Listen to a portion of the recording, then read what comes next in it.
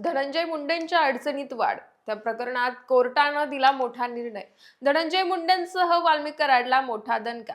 तो खटला पुन्हा सुरू करण्याचे आदेश. धनंजय मुंडेंनी वाल्मिक कराडच्या मदतीने केलेला तो व्यवहार घडला.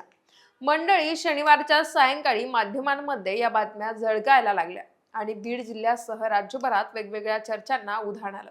ते प्रकरण, तो खटला, तो व्यवहार हे नेमकं काय आहे याबद्दल बोललं जाऊ लागलं. तर त्याचं झालं असं की फिर्यादी मुंजा गीते याच्या जमीन खरेदी प्रकरणात फसवणूक केल्याच्या आरोपावरून माजी मंत्री धनंजय मुंडे यांच्यासह तिघांविरुद्ध सुरू असलेला कायदेशीर लढा आता आणखी तीव्र झालाय. कारण कनिष्ठ न्यायालयानं दिलेला दोषमुक्तीचा आदेश रद्द ठरवत अंबाजोगाई येथील अतिरिक्त जिल्हा व सत्र न्यायालयानं जमीन खरेदीचा खटला पुन्हा सुरू करण्याचे आदेश दिलेत. त्यामुळे धनंजय मुंडेंसह वाल्मिक कराडसाठी हा मोठा धक्का मानला जात असून यामुळे राजकीय वर्तुळात चांगलीच खळबळ उडाली आहे.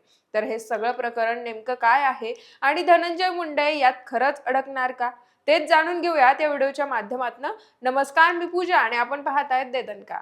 मंडळ, हे प्रकरण आहे 2011-12 या काळातलं. बीडच्या अंबाजोगाई तालुक्यातील पूस व तळणी शिवारात मुंजा किशनराव गीते नावाचे एक शेतकरी आहेत. त्यांची पूस शिवारातील गट नंबर 28 मधील 3 हेक्टर 12 आर इतकी जमीन ही जगमित्र शुगर मिल्स या नियोजित कारखान्यासाठी 2011-12 मध्ये खरेदी करण्यात आली होती.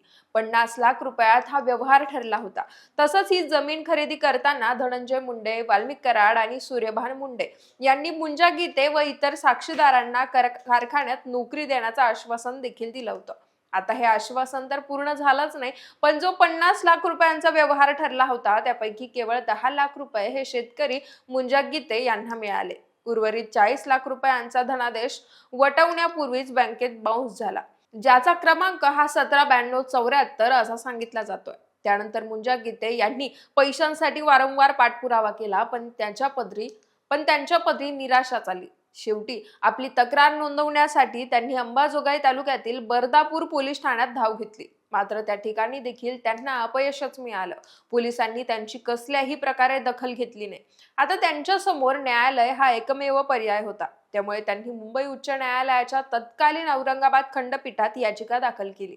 त्या याचिकेवर न्यायालयानं सुनावणी पार पडली. न्यायालयाने शेतकरी मुंजा गीते यांच्या प्रकरणाची दखल घेत पोलिसांना कारवाई करण्याचे आदेश दिले. मग पुढे जाऊन पोलिसांनी तपास सुरू केला आणि त्यात धनंजय मुंडे, वाल्मिक कराड तसंच सूर्यभान मुंडे यांच्या विरोधात दोषारोप पत्र दाखल केलं.